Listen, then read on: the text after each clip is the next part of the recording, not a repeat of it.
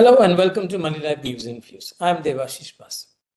Over the past few weeks, social media has been flooded with messages and images about bridges collapsing, about airport roofs crashing down, newly laid expressways washed out in rain, or developing huge cracks, and of course, rainwater gushing through the roofs of newly built airports.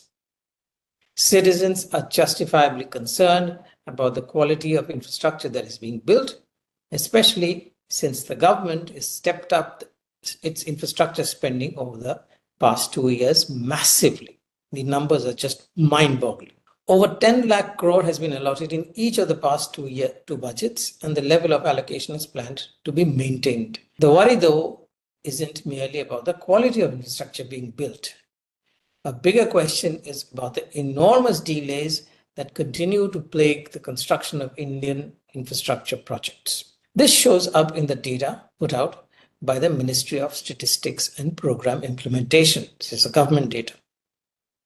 As on 1st April 2024, MoSPI, the Ministry of Statistics and Program Implementation, was monitoring 1,873 projects. These are specially selected projects given their size.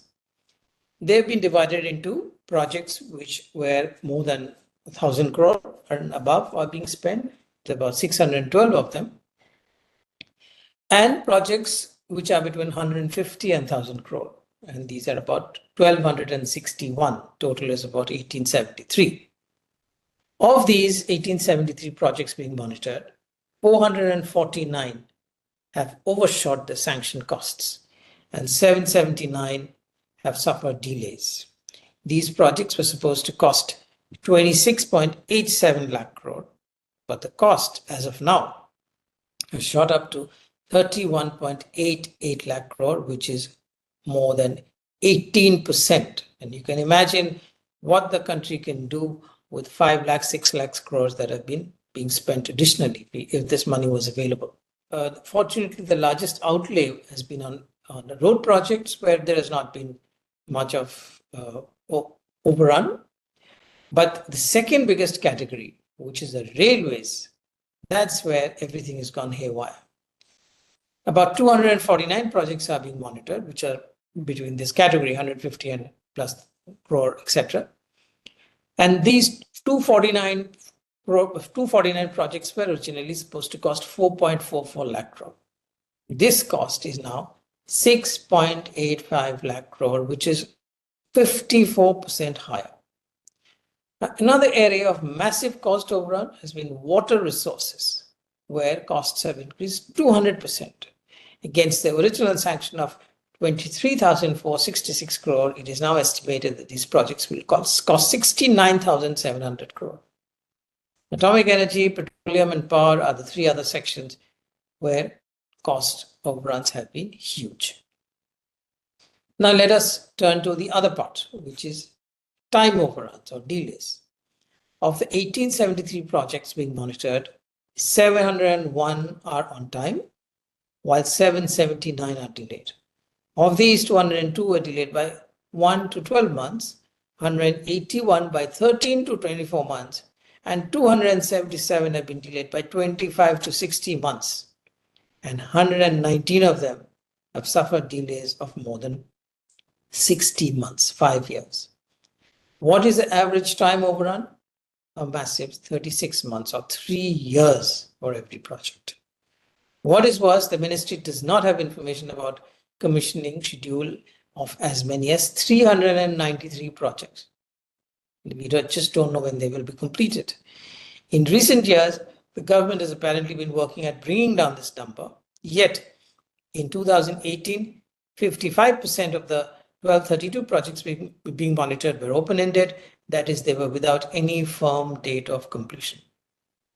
Concerned with delays, in February 2023, the Prime Minister asked all government agencies to complete pre-construction work like shifting of utilities and land acquisition well in advance. This is a sound advice from the PM. A national daily quoted the Prime Minister as saying, "Don't you feel the pain and delay of completion of projects?" He's supposed to have said this to officials. Now, way back in March 2015, the PM was saying in 2023, 8 years ago, in 2015, the government had set up PRAGATI, which is an acronym for proactive governance and timely implementation, which aim to combine two completely unrelated issues. Be that as it may, the PRAGATI was supposed to handle redressal of public grievances and timely implementation of projects. They are two unrelated stuff, but they both came under PRAGATI. A government press release at that time claimed that PRAGATI was a uniquely integrating and interactive platform bundling three latest technologies. It's all about technology. It's all about latest, right? Digital data management, video conferencing, and geospatial technology for simultaneously monitoring and reviewing important programs and projects of the Government of India, as well as projects flagged by the state governments. Clearly, PRAGATI has had little impact despite grandiose ideas. Only the number of projects with completion dates have increased as against a larger number of open-ended ones earlier. Among the causes of cost escalation identified by the ministry are underestimation of original cost, changes in rates of foreign exchange and statutory duties, cost of environmental safeguards and rehabilitation measures, land acquisition costs, changes in the scope of project, and of course time overrun. If there is a time overrun, obviously costs will go up. The reasons for time overrun are changes in scope of project, encroachment, court cases, and lack of infrastructure support and linkages, delays in land acquisition, obtaining forest and environmental clearances, tie-up of project financing, detailed engineering, tendering, ordering and equipment supply, getting clearance from local authorities, etc. All these reasons are well known and have existed for decades. No matter which government has been in power, there has been no change in an ecosystem destined to cause cost and time overruns. Nobody pays any price. We should assume all these factors will continue to inflict cost and time overruns in future, because even this government, which is supposed to be very strong, nationalistic, and focused on large-scale project implementation, have not been able to make much of a difference. Against this background, what happens to the massively increased outlays on defense production, urban infrastructure, railways, renewable energy, transportation, water supply? All these are now the current areas where money is going. The central government's capital expenditure as a percentage of total expenditure hit an extraordinary 28% in FY24. Economists hail this. They just love this kind of expenditure because it builds the capacity of the country rather than spending money on revenue expenditure, which just goes away and doesn't give you much of a progress. So capital expenditure is the way to go. But if the money is spent, is constantly, the projects are getting delayed, there's cost overrun, time overrun, the more you spend, the worse it gets. Working within the same legal, social, and political and governance system, delays and cost overruns are only going to increase manifold. Companies involved in infrastructure business have benefited enormously from government spending.